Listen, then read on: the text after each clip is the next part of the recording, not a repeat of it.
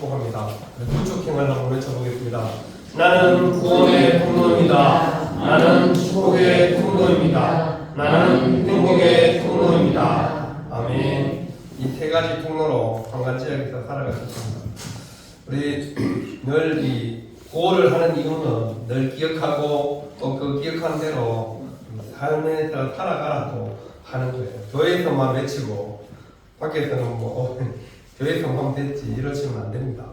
여러분들이 구원의 통로, 제가 늘 통로를 강조하고 있죠. 통로가 막히면 맞짱 꽉입니다. 아무것도 되는 게 없어요. 통로 막히면 우리 교회도 못 들어보고요. 수도 통로 막히면 물도 못 받고 그렇습니다. 은혜의 통로도 마찬가지입니다. 우리 예수님을 잘 믿고 살아가는 우리가 세상의 통로입니다.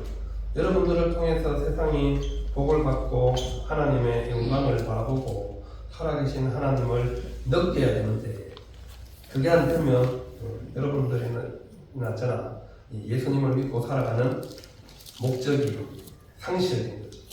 하나님께서 우리를 이 땅에 주신 이유, 우리 믿음의 사람들을 통해서 하나님을 드러내도록 하는 것, 이것이 우리가 존재하는 이유와 목적입니다. 이 세상의 모든 존재하는 것들은 다 존재하는 이유와 목적이 있어요.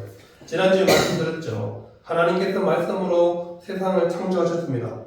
그 창조주 하나님께서 모든 것을 지으실 때 다 목적을 두고 지으셨습니다. 여러분들이 뭘 필요하면 구매를 하죠. 왜 구매해요? 목적이 있어서 구매를 하잖아요. 목적 없는데 충동 구매하는 사람도 있긴 해요. TV 홈쇼핑 보다가 너무 마음에 들어서 일단 사고 봤는데 이게 왜 샀는지 나중에 되면 모르는 경우가 간혹 있기는 하지만 대부분 내가 어떤 물건을 살 때 분명한 목적을 가지고 삽니다. 이 큰 목적은 뭐예요? 제가 물 마시라고 이렇게 사주셨습니다. 제가 산건 아니고 우리 권사님이 사주셔서 매주마다 잘 마시고 있죠.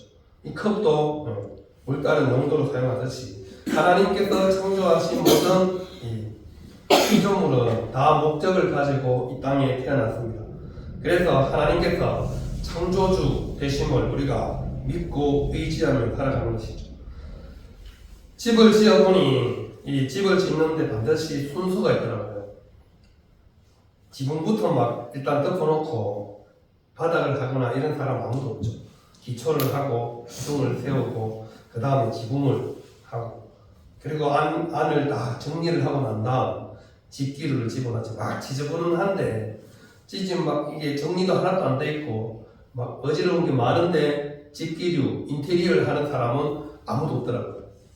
다 되고 난 다음 차근차근 아무리 시간이 걸려도 할 걸 다 해야지 그 다음 순서가 이어지게 돼 있습니다. 그래야 또 깨끗한 환경에서 새로 집을 짓고 식구들이 거기서 편안하고 안락한 공간에서 생활할 수 있기 때문이죠. 집을 짓는 것도 마찬가지인데 하나님께서도 가장 중요한 사람을 창조하기 전에 이 세상의 모든 필요한 것들을 하나님께서 먼저 창조를 하셨다는 사실입니다. 그래서 우리는 지난주에 하나님께서 세상을 창조하신 말씀을 듣고 또 밖에도 나가서 하나님이 만들어 놓은 거기다가 또 사람이 조금 더 꾸며놓은 공원에 가서 야외 예배도 드리고 한 거죠. 하나님께서 만들어 놓은 이 세상에 이제 마지막 하나님께서 제일 마지막 6일째 창조하는 것이 바로 우리 인간인데 인간. 하나님께서 이 공간을 가장 최상의 공간으로 만들어 놓으시고 그곳에 우리 사람을 이제 만들어서 그 하나님이 만들어 놓은 모든 피조물을 다 통치하고 잘 관리하고 다스리도록 하자. 이것이 하나님의 계획이었고 하나님께서 창조하신 이유였습니다. 오늘 말씀의 제목이 하나님의 형상대로죠. 말씀 그대로입니다. 하나님께서 인간을 창조하실 때 혼자서 아버지 하나님이 혼자 하신 것이 아니라 오늘 우리가 읽은 본문 26절에 보시면 우리가 이렇게 말씀하고 있죠. 우리의 형상을 따라 우리의 모양대로 우리가 사람을 만들자 이렇게 말씀하는 겁니다. 혼자 의논한 게 아니라는 거죠. 1인칭 복수로 나와 있다는 것은 최소한 몇 명 있어야 말할 수 있죠? 2명 이상이죠. 요한복음 1장 1절에 보면 태초에 말씀이 계시니라 이 말씀이 하나님과 함께 하셨으니 이 말씀이 곧 하나님이시라. 이게 요한복음 1장 1절의 선포입니다. 창세기 1장 1절은요. 태초에 하나님이 천지를 창조하시니라. 제가 지난주에 다 외우시라 하셨는데 한 분만 같이 따라 하십니다. 자꾸 그러시면 히브리어로 외우게 합니다. 한글로 못 외우시면 베레시트 바라 엘로힘 에타 샤마 에타 하레츠 간단하죠.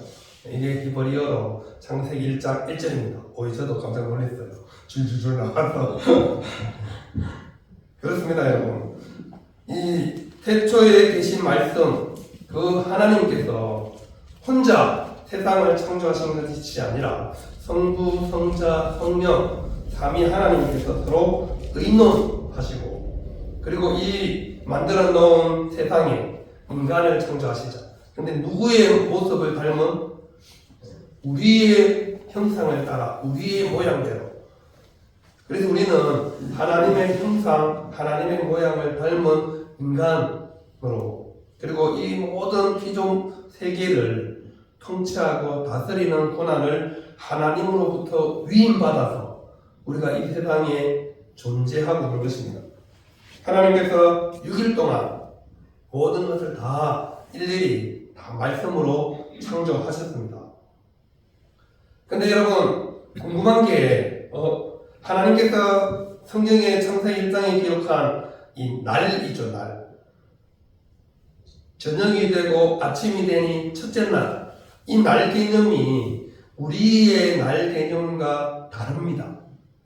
무슨 말씀이냐 하면 우리는 하루 24시간이잖아요. 그 하루는 일로 계산하죠. 태양과 지구의 공전에 의해서.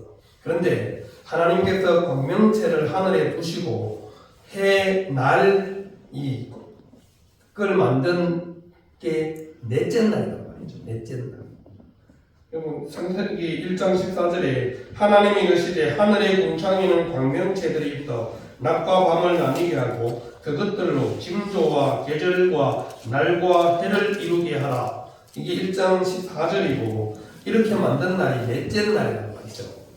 그러면 앞에 세 날은 넷째 날부터 광명체가 생겨서 낮과 밤이 생겨서 날과 해가 생겼는데 그럼 앞에 3일은 어떻게 계산하는 거죠?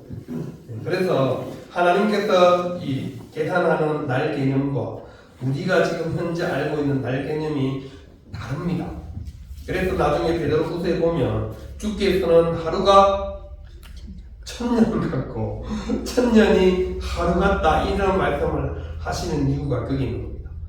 영원하신 하나님께서 우리 인간이 살아가는 때 이 날을 잘 기억하라고 넷째 날 광명체를 낮과 밤을 주관하는 광명체를 넷째 날 만드시고 거기에 날, 해를 집어넣으시는데 하나님께는 사실 날과 해가 필요가 없습니다.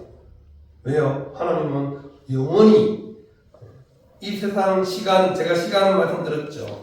태초라는 시간이 타이밍을 누리기 전부터 이미 하나님은 존재해 계셨던 분이시니까 굳이 하나님께는 날이 필요 없지만 우리가 이 땅에서 계산하고 잘 살아라고 우리에게 하루의 개념, 일주일의 개념, 한 달, 1년 이런 날들을 우리에게 하나님께서 알려주시는 겁니다.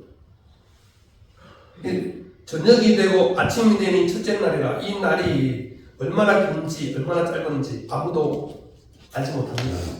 하지만 오늘날 우리 인간들은 이 하나님께서 6일 동안 그게 얼마나 긴지는 모르지만 어쨌든 6일 동안 천지를 창조하시고 7째 날 안식하신 것을 토대로 일주일이라는 걸 만들었습니다. 성경을 봐서. 그래서 우리는 일주일 단위로 뭐 요즘은 시간을 좀 바꿔서 5일 근무, 4일 근무 이렇게 하긴 하지만 원래 기본은 6일이라고 하루 쉬는 게 성경의 기본이죠. 그래서 하나님께서 이 모든 것들을 하나님의 계획과 목적에 맞게 모든 것을 창조하시고 하나님께서 하신 말씀이 뭐였어요? 보시기에 좋았더라. 보시기에 좋았더라. 하나님 마음에 들었다는 것이죠. 하나님께서 직접 말씀으로 만드신 모든 것들을 보시기에 좋았다 하신 것은 하나님의 마음에 합족했다는 것입니다. 그리고 이제 6일째에도 우리 인간만 마지막에 만들었지 또 하나님께서 땅에 있는 짐승들 다 같이 만들었습니다. 그리고 제일 마지막에 이제 사람을 만들 때는 하나님께서 감히 하나님이 의논하셨다는 거죠. 그것은 모든 피조물과 우리 인간을 다르게 하나님께서 구별하셨음을 분명하게 말씀하고 있는 겁니다. 그냥 말씀으로 다 창조하셨는데 종류대로 내라 종류대로 생겼습니다. 하지만 인간을 창조하실 때는 하나님께서 종류대로 내라 이렇게 말씀하시지 않고 성부, 성자, 성령 하나님께서 의논하시고 그래서 하나님의 형상대로 하나님께서 사람을 창조하시고 또 사람도 남자와 여자로 그렇게 창조하셨다고 기록하고 있는 것입니다. 이것은 모든 피조물 가운데 인간을 하나님께서 다르게 창조하셨음을 말씀하고 있는 것입니다. 어떻게 해요? 다르게. 다른 피조물과 다른 의미와 목적을 가지고 하나님께서 인간을 창조하셨다는 겁니다. 그래서 27절 보시면 자기 형상곧 하나님의 형상대로 사람을 창조하시되 남자와 여자를 창조하시고 그냥 각기 종류대로 이렇게 말씀하지 않으시고 남자와 여자를 하나님께서 창조하셨다. 분명하게 선언하고 있는 것입니다. 그래서 남자와 여자는 동등한 인격체로 하나님께서 만드신 걸작품이라는 사실입니다. 남자가 뭐 우등하고 여자가 열등하고 아니 반대로 여자가 우등하고 남자가 열등하고 이런 거 아니고요. 하나님께서 똑같이 하나님께서 목적과 의미를 가지고 남자와 여자를 창조하셨다는 것입니다. 남성, 여성을 구별해 놓으신 거죠. 오늘날 많은 사회학자들이나 세상의 과학자들이 많은 성을 더 추가해서 예전에는 남성, 여성뿐이었는데 많은 성들이 들어가 있습니다. 어느 나라에서는 청소년들이 몇 세가 되면 자기 성을 자기가 결정할 수 있는 법안도 통과되는 이런 세상에 우리가 살고 있습니다. 하지만 성경은 제가 왜 이렇게 미리 이런 얘기를 하냐면 나중에 5월 22대 국회가 기원이 되어서 차별금지법이 통과가 되면 강단에서 이런 말씀을 할 수 없을지도 몰라서 미리 말씀드립니다. 여러분 하나님이 구별해 놓은 만들어진 성은 남성과 여성뿐입니다. 나머지 성들은 하나님께서 만들어 놓은 성이 아니라 인간의 자의로 인간들이 만들어 놓은 성들이죠. 따지고 보면 하나님에 대한 도전인 것이죠. 오늘날 많은 동성애자들이 있죠. 인권 수호라는 명목하에 그리고 소수자 인권을 보호한다는 명목하에 이런 법안들을 계속 발의하고 통과시키려고 많은 방안들을 지금 계획하고 모색하고 있습니다. 그럼에도 불구하고 하나님은 우리에게 성경을 통하여서 끊임없이 말씀하시고 계십니다. 하나님의 형상대로 만든 사람, 남자와 여자뿐이라는 것입니다. 성은 남성과 여성뿐임을 분명하게 아셔야 합니다. 사단은 여러 가지 방법과 전략을 써서 우리를 혼동 또 선동 유혹하고 있지만 미혹하고 있지만 우리가 정확하게 하나님의 말씀 그 하나님의 진리를 분명하게 알고 여러분들이 대처를 해야 한다는 사실이죠. 나머지는 진리가 아닙니다. 하나님에 대해 도전하기 위해서 인간들이 만들어 놓은 것들이라는 거죠. 하지만 중요한 것은 하나님께서 하나님의 형상대로 이 피조 세계에 인간을 창조하신 이유와 목적은 분명합니다. 하나님께서 우리와 교제하기 위해서입니다. 모든 인권 중요하죠. 그리고 모든 차별을 없애고 하나님께서 인간과 소통하기 위해서 인간을 만드셨습니다. 그래서 유일하게 말할 수 있고 생각할 수 있는 존재로 우리 인간을 만드셨다고. 여러분, 훈련 잘 된 짐승들 중에 영리한 개들은 반복 훈련하면 사람 말귀를 알아듣죠. 하지만 언어로 소통은 되지 않습니다. 언어로 소통하는 유일한 존재는 바로 우리 사람뿐이라는 거죠. 하나님과 소통할 수 있도록 유일하게, 그리고 하나님께서 이 모든 피조 세계를 또 그 사람에게 맡기기 위해서 우리가 말할 수 있고 생각할 수 있도록 하나님께서 우리를 그렇게 창조하셨다는 사실입니다. 그럼에도 불구하고 수많은 하나님을 대적하거나 하나님을 거부하는 사람들은 하나님께 끊임없이 도전장을 내밀고 인간 스스로 힘으로 인간이 모든 것을 다 할 수 있다고 그렇게 믿고 그렇게 해보려고 발버둥 치고 있다는 사실입니다. 과학이라는 이름으로. 하지만 그 모든 것도 반드시 끝이 있습니다. 시작이 있으니까 끝이 있겠죠. 하나님의 심판의 때가 반드시 있다는 사실을 우리는 늘 기억하고, 창조주 하나님께서 우리를 이 땅에 만들어 놓은 계획과 목적에 맞게 살아가는 것, 이것이 우리가 이 땅에서 살아가야 되는 궁극적인 이유인 것입니다. 사도 바울이 로마서 1장에 보면 동성애에 대해서 잠깐 말씀하고 있는 것이 있습니다. 사람들이 이미 로마 시대에 동성애가 만연하고 있었다는 거죠. 창세기 소돔과 고모라 때도 마찬가지였죠. 인권 존중보다 더 중요한 것은 여러분 생명이에요. 생명. 인권 앞에 있어야 되는 것이 생명. 오늘날 많은 경제적인 논리로 생명이 경시되고 있잖아요. 무시되고 있습니다. 자연도 마찬가지고요. 지금 기후위기, 이런 우리가 어려운 환경을 만나는 이유도 결국 수많은 자연들이 훼손된 결과이죠. 탄소가 많이 배출되고 환경, 공기, 대기인 공기들이 많이 오염되다 보니 이산화탄소가 지나치게 많이 배출되어서 지구온난화 현상이 일어나고 4월에 온도가 26도, 27도까지 올라가고 이런 현상이 일어나는 모든 것들이 다 가장 중요한 기본 질서를 지키지 않은 결과라는 것이죠. 그래서 우리는 믿음으로 살아가는 우리 모든 그리스도인들의 가치관 속에 제일 중요한 것은 항상 생명 존중이어야 한다는 것입니다. 인권보다 더 앞서는 것이 생명 존중이죠. 남자냐 여자냐 그보다 더 중요한 것도 일단 기본적으로 하나님의 형상대로 지음받은 동일한 사람이라는 것입니다. 그 사람이 몸이 불편하든 언어가 좀 어눌하든 생각이 좀 모자라든 상관없이 하나님의 형상대로 만든 하나님의 그 작품이 바로 우리 사람이라는 사실입니다.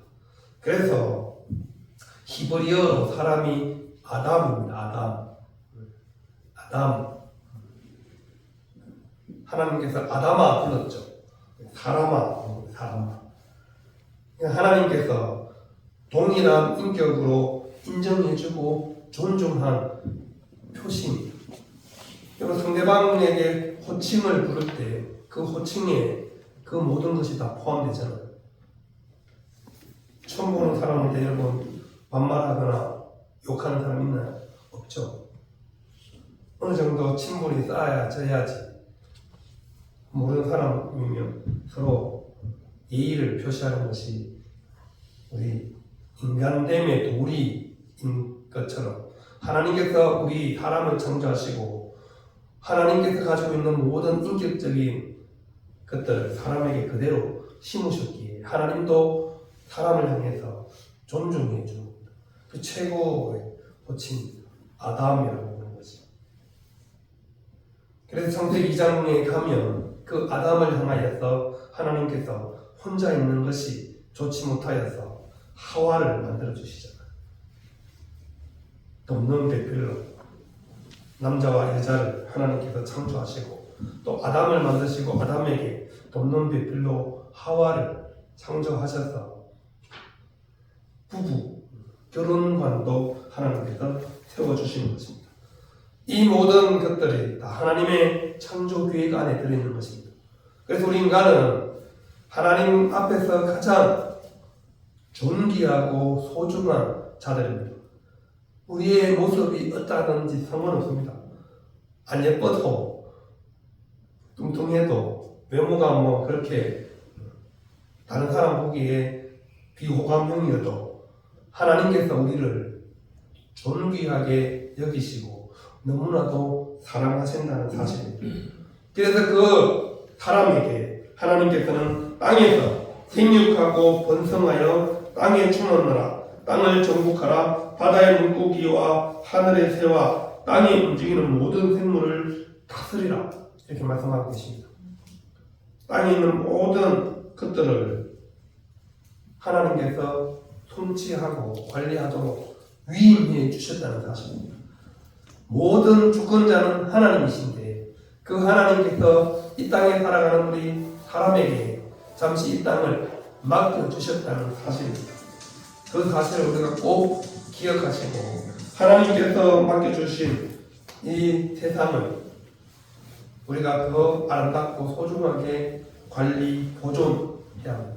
그리고 돈보다 경제보다 또 우리가 하는 어떤 일보다 사람을 가장 중요하게 여겨야 합니다. 그것이 교회 공동체여야 합니다. 세상은 좀 뭐 경제 논리도 있고 여러 가지 이유가 있으니까 그렇다 치더라도 교회는 일도 다른 돈도 아니라 사람이 여러분 한 사람 한 사람이 가장 중요합니다. 나를 위해서 나 한 사람을 살리기 위해서 예수님께서 이 땅에 오셔서 수많은 고난과 고초를 당하시고 십자가에 친히 죽으셨습니다. 30절과 31절에 보면 하나님께서 사람과 짐승에게 주신 음식이 등장하죠. 뭐라고 기록되고 있어요? 식물입니다. 식물. 약육 방식이 아니었어요. 하나님께서 만든 처음 이 세상의 모든 살아있는 짐승들이나 사람은 식물을 먹고 살아가도록 하나님께서 말씀하십니다. 근데 사람이 죄를 범하고 하나님께서 명령하신 그 말씀에 불순종한 이후에 약육 방식이 생겼습니다. 적자 생존이 생긴 겁니다. 결과적으로 인간의 죄로 인하여서 자연이 타락하고 적자 생존, 약육 방식의 원리가 자연에 들어오게 된 것입니다. 결국 누구가 잘못해서 인간이 잘못해서 생긴 결과라는 것이죠. 하나님께서 처음 모든 짐승들에게 내린 음식은 식물이었습니다. 우리가 고기를 먹은 때가 언제죠? 노아 홍수 이후 창세기 9장에 가서야 하나님께서 육식을 허락하십니다. 왜? 식물이 이미 물에 다 수장되고 없어서 식물이 자라는 동안 뭘 먹고 살아야죠. 그래서 하나님께서 육식을 허락하십니다. 고기를 먹어도 된다. 하지만 절대 먹지 말라 한 게 있죠. 피째 먹지 마라. 피는 생명이니까. 생명은 먹는 게 아닙니다. 근데 이 인간의 타락으로 인해서 약육 강식이 생기면서 살아있어도 그냥 잡아먹고 잡아먹히는 그런 세상이 되어버린 거죠. 그 모든 것들을 다시 원상복귀라고 그러죠. 회복시키시기 위해서 예수님께서 이 땅에 오셨습니다. 하나님의 형상대로 지음받은 사람을 다시 원래 모습대로 되살리기 위해서 하나님의 선택, 이미 창세 이전에 하나님께서 아들과 계획된 일이었습니다. 의논된 일이었죠. 그래서 예수님께서 십자가에 죽으셨고 모든 것을 다 정상으로 회복시켜 주셨습니다. 하지만 아직 미완성. 그러니까 이미 예수님께서 다 회복해 주셨지만 아직 완성된 것은 아닙니다. 그 완성은 언제 될까요? 예수님께서 다시 재림하시는 때. 그래서 이사야 11장에도 사자가 뭐처럼 소처럼 풀을 먹는다 이런 말씀이 있는 이유가 바로 그런 겁니다.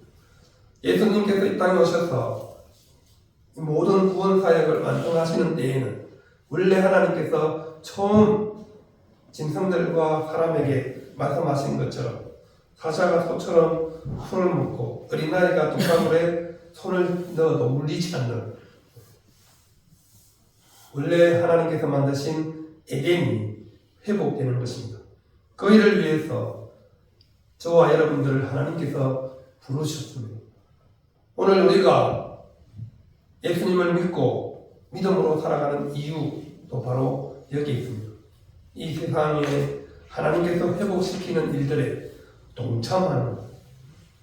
우리가 뭔가 대단한 일을 하지 않아도 우리가 그 하나님의 일에 동참하면 하나님께서 우리를 통하여서 하나님의 형상을 회복시키신다는 사실이죠.